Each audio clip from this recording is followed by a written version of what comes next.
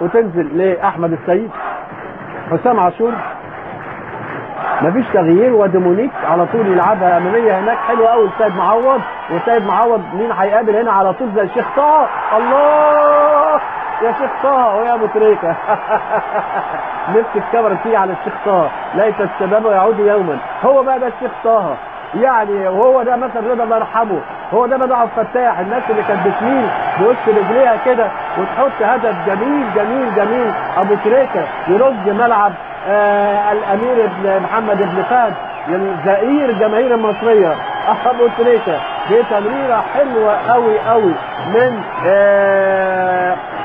سيد معوض، ولكن التمريره كانت احلى من احمد فتحي. يلعبها لسيد معوض، يلمها سيد معوض ويلعبها حلوه قوي قوي. بصوا هنا بقى، بصوا مال بص صح قوي، وحط وش رجله صح قوي، والكوره دخلت صح قوي في احلى هدف حلو قوي قوي لابو تريكه منذ فتره طويله طويله. وكان ابو تريكه فعلا قال لك انا ما برتاحش الا مع مستر جوزيه. لك حق يا عم، الظاهر كده يعني الناس زعلت منه. عادل لانه موت هيعيدها تاني لعل وعسى بقى، وادي معين مره تاني ويحطها احلى. وواحد واحد، واحد الاهلي واحد القادسيه واحد الاهلي. تقدم النادي الاهلي بهدف لابو تريكه في الدقيقه 23، ونجح القادسيه عن طريق معين شعباني في الدقيقه 28 من ضربه جزاء يتعادل القادسيه. 1-1 ومباراه كويسه وتدريبه كويسه جدا.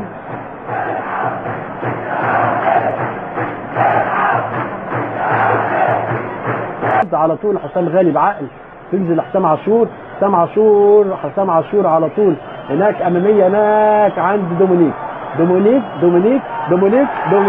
دومينيك عنده اعصاب هاديه قوي قوي قوي قوي قوي قوي، عنده اعصاب هاديه قوي قوي قوي. حاسس بيه انا من الماتشات اللي فاتت، حاسس بدومينيك من ضمن مميزات المهاجم الجامد قوي انه يبقى اعصابه هاديه ما يتسربعش قدام الجول. واخيرا دومينيك يحط الهدف الثاني للنادي الاهلي، هدف جميل لما هنشوفه. دومينيك هدف جميل في الدقيقه الاولى من الوقت الضائع من الشوط الاول. شوفوا حضراتكم بيروح وبعد بص مستمع كوره اتلعبت له الكوره وعلى طول رغم انها اتكعبلت مع معين، انما بصوا اهو خدها. بصوا بقى اي حد يلطش، انما لا استنى يا سلام، ثبت الناس كلها، ثبت الباك. بصوا عدى، بصوا ثبت الباك اهو وثبت الجول. وتعالى بقى هاتها بالشبكه زي ما بيقول حماده امام. وكوره حلوه حلوه حلوه، وكان بيلحق لدومينيك الديزل وهدف.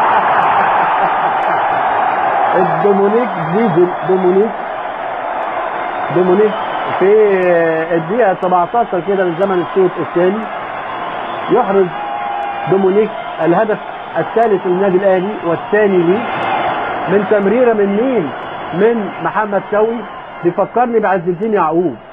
زمان كان في لاعب اسمه عز الدين يعقوب ديزل، وقوي جدا وسريع جدا، وكان بدع فتاح الله يرحمه يسقط له الكوره قدامه، والجدع اللي حصله. بصوا كان نفس الحكايه، الراجل يستلم ويروح. بص السرعه، بص التهديد. ودومينيك والاهلي لقى ضلته، واعتقد ان الراجل ده هو بدا ياخد يزيد شعبيته على فلافيو بكتير قوي قوي قوي. 3 الاهلي 1 هو بيسلم على مستر جوزيه، باين عليه هيطلع، قول له كفايه كده فعلا. ومع بطل جنوب افريقيا يوم 18 لقاء الذهاب، وادي هاتوا خد ويلعبها حلوه قوي قوي لشبانه، وشبانه لفرانسيس، وفرانسيس يلعبها حلوه قوي لنفسه وهدف، وفرانسيس وهدف، وتويستو كده ما بين شبانه وفرانسيس. وكانت كوره مبعوثه من امين سعيود. 4 الاهلي 1 القادسيه، وفرانسيس اخيرا في الدقيقه 88 يعني في الدقيقه كده 42 43 من زمن الشوط الثاني يحط فرانسيس الهدف. جميله، الناس اهي فرحانه وسعيده، النادي الاهلي اسعدهم.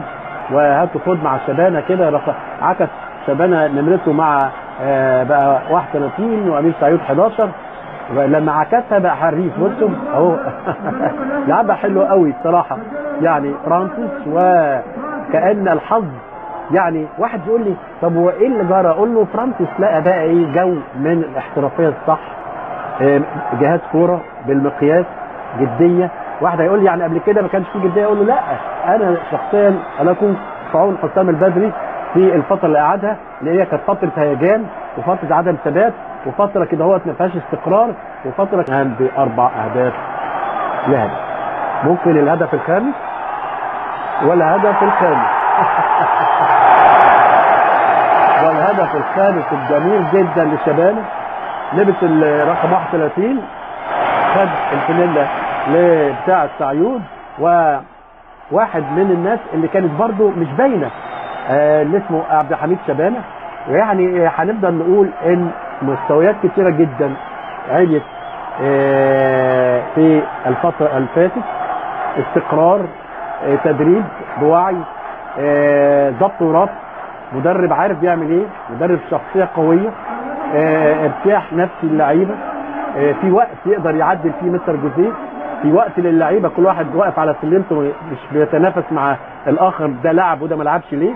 وادي الهدف الجميل بتاع عبد الحميد شبانه عشان يتقدم النادي الاهلي ب5 اهداف يتقدم النادي الاهلي ب5 اهداف مقابل هدف للقادسيه في مباراه اعتزال على طول غازي العسير.